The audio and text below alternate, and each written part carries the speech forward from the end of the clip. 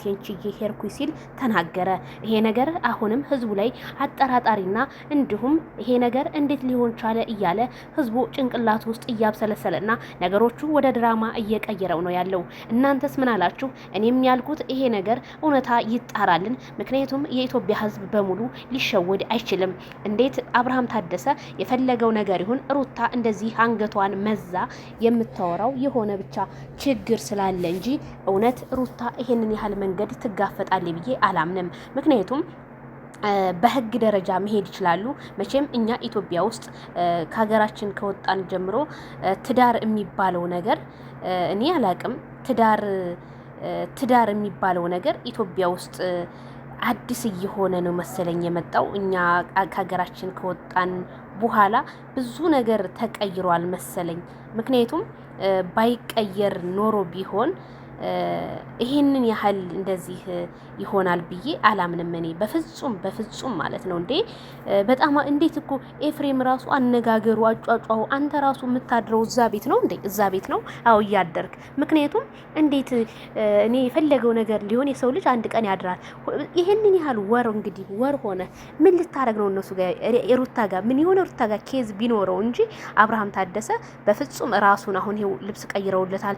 ራሱን ጣል አድርጎ ሚዲያ ላይ እንደዚህ እየመጣ እንዴት እንጣርልህ እንኳን ተብሎ አይሯሯጡም። በዛ ላይ ሩታ ህፃን ልጅ ቤቷ አስተኝታ ሰራተኛ አስቀምጣ ይሄንን ነገር እንዴት ልታረግ ቻለች? የኔ ጥያቄ ሆኖብኛል። አሁንም አብርሃም ታደሰ መዳንን ቢፈልግ ኖሮ እንዳንል ራሱን አያውቅም። ራሱን ሳያውቅ ነው እቤቱ እንዴት ሄደ?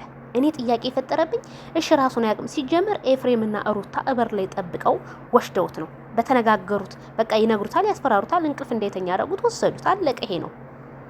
ስለዚህ እናንተ መጨረሻችሁ ምን እንደሆነ ታውቃላችሁ። በቃ አብርሃምን ተውት፣ ሩታ ጋር ዝም ብሎ ይቀመጥ ይኖር፣ እናንተም ሂዱ። በቃ አታስፈልጉም። ምክንያቱም ለሚዲያው አዳዲስ ነገር እያመጣችሁ አይደለም። ጧት ማታ የምናየው ነገር ጭቅጭቅ፣ ጧት ማታ የምናየው ነገር የሆነ ንትርክ። አረ በጣም ነው የሚደብረው እንዴ! እስከ መቼ ነው አብርሃም እንደዚህ ሆኖ? እሺ 3 ወር 4 ወር ይሄ የተደረገበት ነገር እስከዛ ድረስ ይቆያል ተብሏል። ግን ይሄ ጊዜ እስከዛ ድረስ እኔ ቤተሰቦቹ ውታጅራ ለምን አይወስዱትም? እኛ የኢትዮጵያ ሕዝብ እንደዚህ በሚዲያ ላይ ያወቀው እንደዚህ የተጨነቀለት እስሩ ያሉ ቤተሰቦቹ እኮ ይሄው እያያችሁ ነው።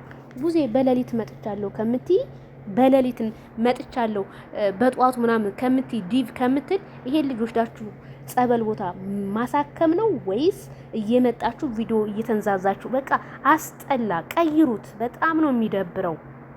እኔ ከዚህ ከቪዲዮ ምን ተረዳሽ ብትሉኝ በቃ ትዳር ኢትዮጵያ ውስጥ የተዝረከረከ ትዳር እንደሆነ ትዳር የእናትና የአባቶቻችን የአያቱ የቅድሚያቶቻችን ያቀርቶ አሁን የኛ ዘመን እንደዚህ እንደሆነ እያስተማሩን ነው እንጂ እውነት እኔ ለአብርሃም አስባችሁለት አይደለም። በተለያየ ቻናል ላይ እየመጣችሁ እንዴ የታመመ ሰው እኮ ሄዶ እንደነናሄና እንደነው ብዬ እኮ ይጣርለታል አይደል? የናንተ ግን በጣም ባሰ።